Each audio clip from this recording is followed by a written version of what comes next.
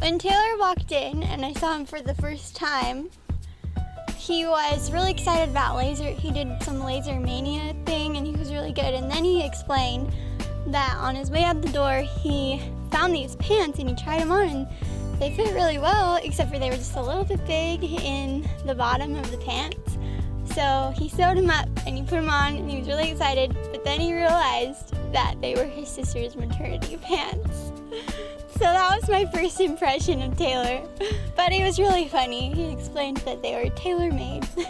We met and we hit it off pretty fast and we were looking around. We started this movie, Captain America, and we were looking around. We had one married couple, one engaged couple, and we had another couple that had been dating for like 4 or 5 months already.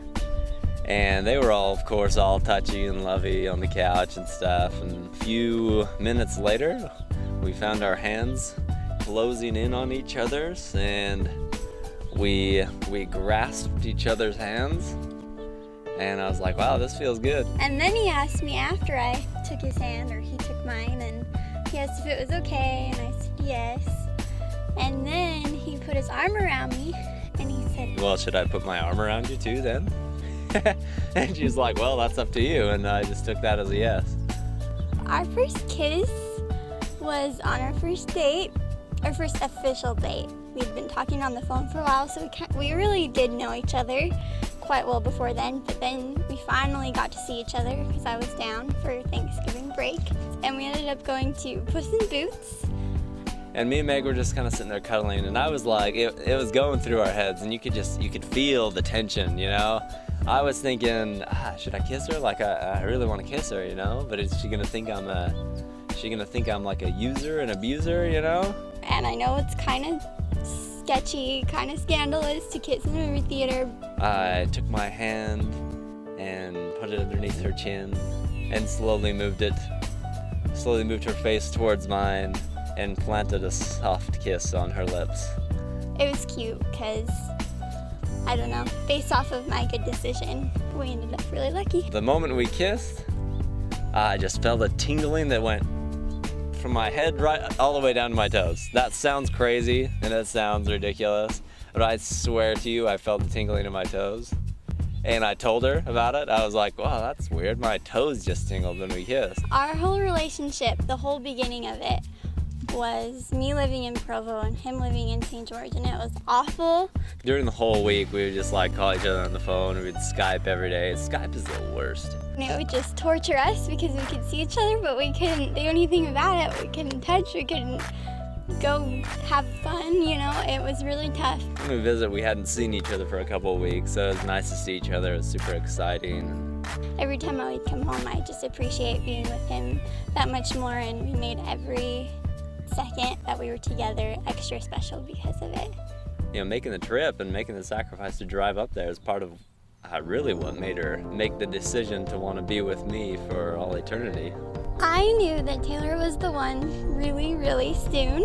We had been on our first date, and then I came down a couple weeks later, and we spent the week of Thanksgiving together, and by the end of the week, we knew that we loved each other.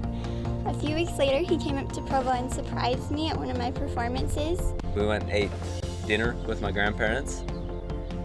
And when we were over there, I just like felt really good about the whole thing, and I just felt like I wanted her there. We were at his grandparents' house for dinner, and there was a moment when I looked over and I knew that that was my husband.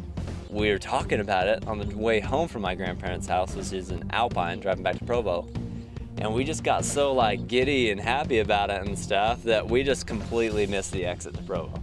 We got all the way to Spanish Fork, and I was like, hey, where's Provo? And we saw Spanish Fork, I was like, we gotta turn back.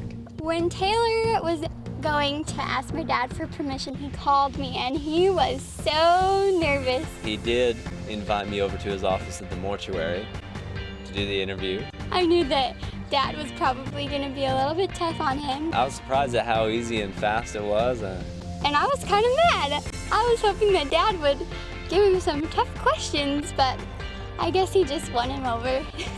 Before Taylor proposed, and I kind of knew it was coming, I told him that it had to be extra special, and I gave him specifics on exactly how it had to be. I was most nervous about like how it would go down. You know, I didn't want to ruin the surprise because I knew how epic it would have been. One of the things I did was watch The Bachelor. Kind of silly, I know. So he, for the proposal, recreated a one-on-one date. I kind of made it like The Bachelor, and I gave her a dinner and gave her a rose and stuff. Taylor offered me the rose and I accepted. And then I thought we were just gonna go upstairs and just like watch The Bachelor or hang out or something. His dad came up with this elaborate story of why we had to go to the pasta factory to give a guy a key or something. I think she could kind of tell what was up because she knew that I was gonna propose sometime. You know, we'd talked about it a little bit. I totally fell for it, which is ridiculous because I was expecting the proposal. So we drive over to the pasta factory and we get in there, we're sitting in the car before. I said, Meg, I'm really, really sorry that we had to come over here, but we'll get home and we'll get back to what we were doing and it'll be all okay. And she said, okay, whatever. You know. And we were walking in the pasta factory and I opened the door, and right before I opened the door, I said, but I think you might like what's here. It was all dark except for there was candles lining a rose petal walkway, and at the end was a table with the ring box all lit up. There's an aisle of candles and flower petals, and there's a little table that's about this big, and there's the little ring box in the middle. It opens up and there's a light inside of it that shines down in the ring in all of its glory. And once I opened the door, she knew what was up and she was just Twitter-pated.